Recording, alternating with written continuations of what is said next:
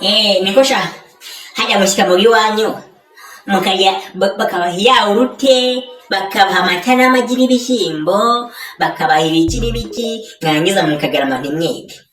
Amasaha yo kurya aregereje, ibiryo bya none nta mwana ubirya atabanje gufata ibyo namubwiye. Kumbwira explanation icyo bisobanura urabyumva neza? Explanation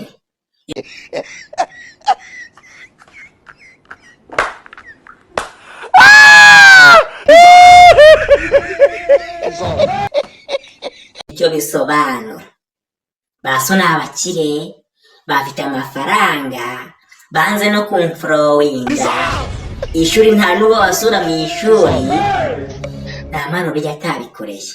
None se mwarimu, iyo sandwich yawe iyo umuntu ayiriye agira ubwenge? Mbwira. Umva mbese none njye nabaye wa mbere atari ukubera kurya amafi. Iwanyu bajya babaha amafi, maze umenye ubusobanuro bw'ibyo mbigisha byose, kanambura akagofero kanjye mbigishe neza ahubwo uko bari. Ariko mwarimu ntibyemewe kwambara ingofero muri kwigisha. Ingofero se karakureba kandi ikikureba hano ni amasomo, uranyumva neza? Mwarimu parido, hano hari umwana ushonje ndarashaka kurya. Ni ukuri kw'Imana banza umutabare mwarimu. Umwana ushonje? Asonze se hehe mawe we arashonje.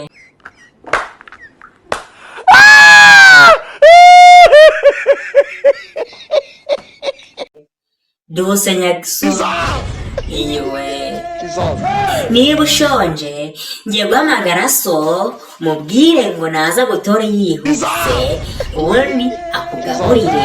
Ntabwo ngiye mwarimu ndayangira kwirirwa mfunekera abana b'abakire, ndangiza mu gufaranga duke bampemba ngo ntangire ngurire umwana wa Nyagiso Duse, umukobwa Nyagiso Duse ngo mugurire indaza rye.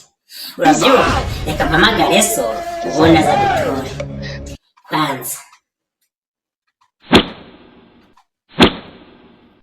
Halo? Ni Nyagiso tuvugana?